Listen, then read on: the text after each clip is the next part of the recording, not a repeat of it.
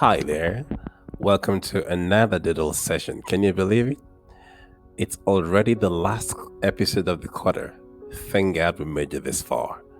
It's indeed been a roller coaster of emotions, exploring the Psalter together in the last 13 weeks, navigating through a variety of emotions as we traversed the peaks of awe inspiring reverence, danced in the valleys of surrender, and basked in the comforting glow of God's eternal promises. But our voyage doesn't end here. It's a journey perpetually fueled by the anticipation of the Lord's imminent return. So today, we cap it with the topic Wait on the Lord. Let's go. Now, I don't know about you, but I love babies. I really do. Believe me, I do. But my son Kelechi, when he was a baby, when this little man gets hungry, man, you don't want to be around. Unless, of course, you're the one bringing the food.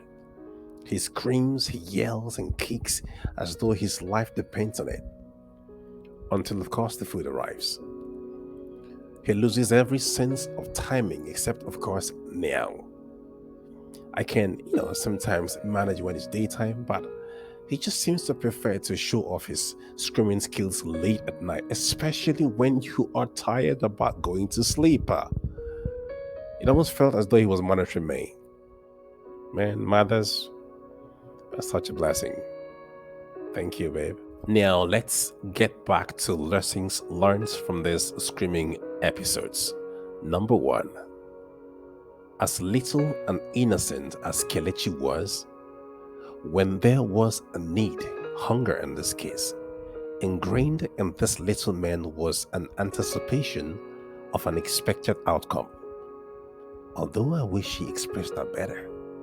Number two, this anticipated outcome was expected within a defined time frame. For him was now. Number three, his confidence in getting what he desired was predicated on the integrity of the one who had promised, his parents. My guess is we must have all had reasons to wait at one point or the other, on the queue to check out in the grocery store, waiting to hear back from a recruiter, waiting to confirm the pregnancy test. The list is just endless. And if I may speak for all of us, truth is, waiting is usually not the most pleasant time. However, on a generic note, it is established that waiting usually precedes the consummation of the expected outcome, whatever that is. Extending this principle to our walk with God, hope is an expectation it will end well, sustained by perseverance predicated on the integrity of he who has promised. And between every promise made and its consummation is a wait time. Now, this raises a number of questions. We will attempt to address two of those questions today. Question number one, how long do I have to wait? Now, this is a very good question. Let's be honest. Waiting is not fun at all. But not knowing how long we have to wait, it further complicates an already complex situation. The truth is, with God, we might not be privy to this information of how long we have to wait, and this might cause anxiety. However, an absolute confidence in the integrity of the person who has promised gives us peace of mind, even if we do not know the wait time. Now, this reminds me of my nephew, Chinonso. I call him Menchiro. Please don't ask why. So after my first degree, I went to visit with my eldest sister, my core. She lives in Lagos with her family. They live in the mainland, while her hobby happened to be a mathematics genie while she worked on the island. Now, this meant that she had to leave for work very early. But I noticed she had an interesting routine. Every morning, before she left for work, she would make sure to make breakfast for the family and pack lunch for her babies for school, while I drop them off and pick them up from school. But that's not the fun part. On her way back from work every day, she made sure to come back with a treat for the children. And boy, children so loved it, so much so that even at a very early age, this little man developed a sense of time. At about 6 p.m. every day, no movement around the gate went unnoticed, in anticipation of mommy's arrival and, of course, his treat. If for any reason mom was delayed by traffic, this dude would refuse to sleep. Now, there was a sense, a level of confidence that mommy will be back. And when she does, his expected outcome will not be denied. This sense of absolute confidence was developed over the years through experience and relationships. The same principle applies to our walk with God. This level of confidence in God is evidence-based, and it comes through knowledge and experience. The knowledge part is the knowledge of God's antecedents, miraculous deliverances, and past records of his interactions with our race, chronicled in the Bible. A compendium of these narratives bring clarity to his presence, his intentions, his capacity, and faithfulness in keeping his word.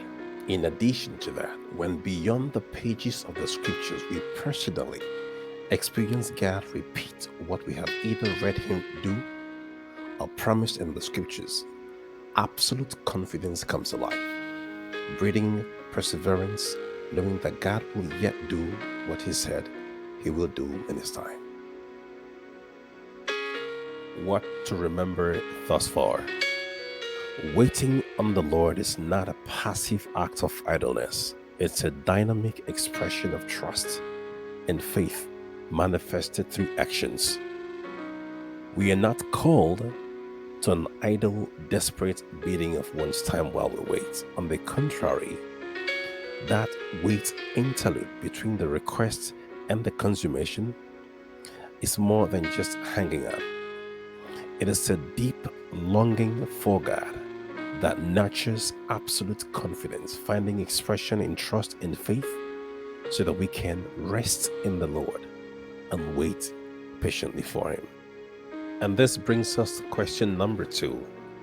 How do I know for sure that I would eventually get the desired outcome after the wait? That's a big question. Now, this reminds me of one of my father's favorite quotes. And it says, if you are not sure of what God is saying now, listen to what he has already said in the past. Why? Well, because God cannot contradict himself. Today, God has promised, for I know the plans that I have for you, declares the Lord. Plans to prosper you and not to harm you. Plans to give you hope and a future. Jeremiah 29:11. Now, if we extend the same principle here, if we are not sure if God will keep his words today, how about evaluating his antecedents? Now, in digging into his past, we find clarity with respect to God's pressing intentions, capacity, and faithfulness in keeping his words. A personal relationship with God that is based on knowledge and experience usually precedes an absolute confidence in God's intentions, capacity, and faithfulness in keeping his word. A conviction that breeds perseverance, allowing us to wait in peace. In summary, truth is we do not belong here. We'll be going home soon enough. But in the meantime, we are here. And we'll have to deal with the realities of life while we wait for the ultimate consummation of our hope. One of these recurring denominators as we navigate through life here is waiting through the anomalies of life, health issues, financial crisis, deteriorating relationships of all kinds, dealing with failures and rejections. The list is just endless. These are realities. Unlike baby Kelechi and Minchiro, we all anticipate some kind of relief here, either in this life or in the life to come. The psalmist were not any different. I think we are all on the same page in this regard. The counsel, however, is do not wait in idleness. Explore to personally understand the integrity of He who has promised. And in this, we can find rest, knowing that God will yet do what He said He will do. And He will make our waiting worth every split of a second committed. And like Jesus said to Peter, when you have successfully navigated through your own waiting experience, please find time to encourage those who are still in the trenches waiting. Your testimony could be the spark they need to make it to the finish line.